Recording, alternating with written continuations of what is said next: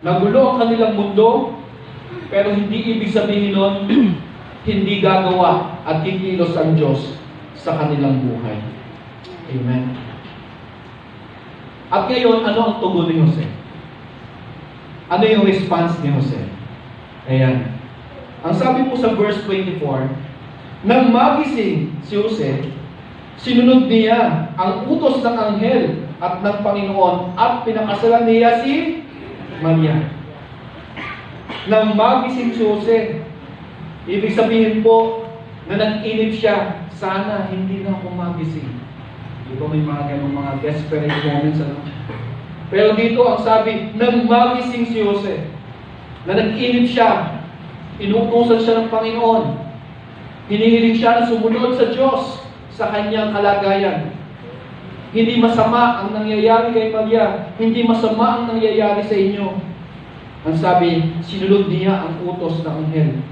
Again, sa Jewish custom po, kapag nanag-inip ka, kapag ikaw ay nanag-inip at mayroong inuutos sa iyo, tinetest yun sa pamamagitan ng sign. Tinetest yun sa pamamagitan ng another sign na totoo yung panaginip mo. Binavalidate yun na kailangan mayroong sign. Di ba ganun tayo minsan? Naghahanap tayo ng sign. Maglilingkod ako sa Panginoon kapag may sumalubong sa akin sa church, may dalang ko ng rosas. Maglilingkod ako sa Panginoon pag-gising ko, siya ang makikita ko dun sa harapan.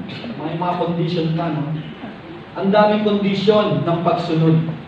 Maglilingkod lang ako sa Panginoon kapag wala na akong problema. Alay ko, hirap lang. Maglilingkod lang ako sa Panginoon kapag okay na ang lahat. Sign na nga siguro to. Diba? Pero hindi. Again, si Jose, hindi na siya naghintay ng anumang sign. Hindi na siya naghanap pa. O sige nga po, Lord, managinip nga ulit ako, totoo talaga yan. Diba? Hindi ganoon. Ang kwento ni Jose, nung magising siya, immediately, pinakasalan niya si Maria. Tumugon siya. Amen? Action speaks louder than words. Amen. Hindi nagsasalita si Jose. Hindi nagsalita, pero gumawa.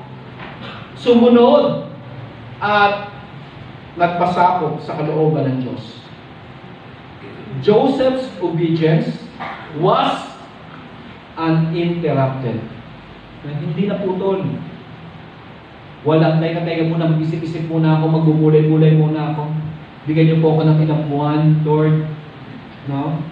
Kundi ang sabi po, uninterrupted. There was no gap between his hearing and his doing. Napakaganda, no? Wala nang delay. Pero sa totoo lang, minsan, kailangan din natin mag-isip-isip, di ba? Sa mga problema ng buhay natin. Pero ang mahalaga, dito po pinapakita si Jose, nung nag-inip siya, hindi niya again sinunod yung custom ng mga Hudyo na kailangan may sign. At ano ang pinakamalaking sign na kanyang nakita? Si Maria mismo ay kanyang handang pakasalan. There was no gap between his hearing and his doing. Mga kapatid, ang daming hamon na kinaharap si Jose. Pero po, tumugon siya. Purihin ng Panginoon sa kanyang pagtugon. Pakinggan po natin ang isang pagtugon.